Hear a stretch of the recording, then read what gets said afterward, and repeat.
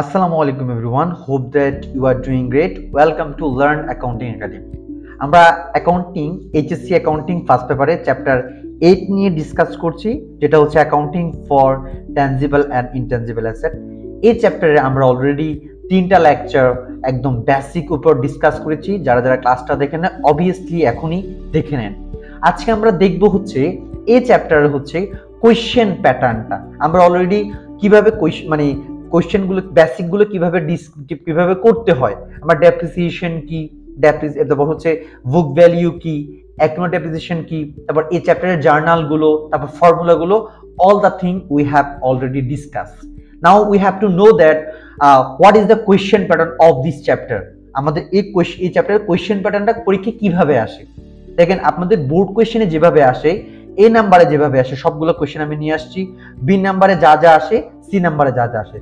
Sir দেখেন question pattern এ নাম্বারে যে কোয়েশ্চেনগুলো আসে সেটা হচ্ছে purchase value or cost.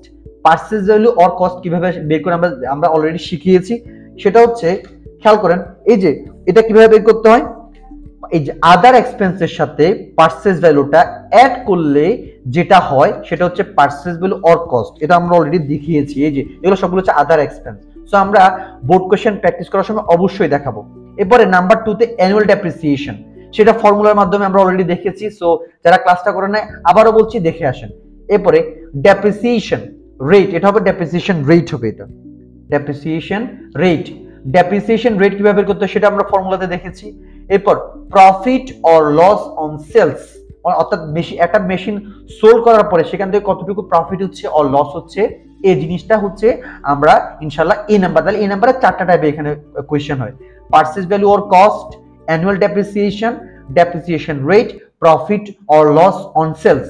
B নাম্বারে অল দ্য টাইম আসে হচ্ছে জার্নাল। এটা একদম ম্যান্ডেটরি। বি নাম্বারে সবসময় কি আসে বলুন তো, অল দ্য টাইম কি আসে, জার্নাল আসে।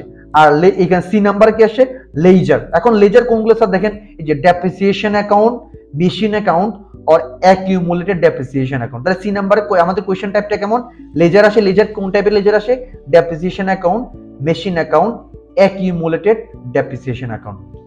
আই থিঙ্ক আমরা কোয়েশ্চেন প্যাটার্ন দেখেছি। ইনশাআল্লাহ নেক্সট ক্লাসগুলো থেকে আমরা এই চ্যাপ্টারের উপর অনেকগুলো বোর্ড কোয়েশ্চেন প্র্যাকটিস করব, কি আমরা দেখাবো কিভাবে বোর্ড কোয়েশ্চেন গুলো প্র্যাকটিস করতে হয়, এবং আমরা এতদিন যা যা শিখেছি প্রত্যেকটা জিনিস কিভাবে ইজিলি প্র্যাকটিক্যাল ওয়েতে ইউজ করা যায়।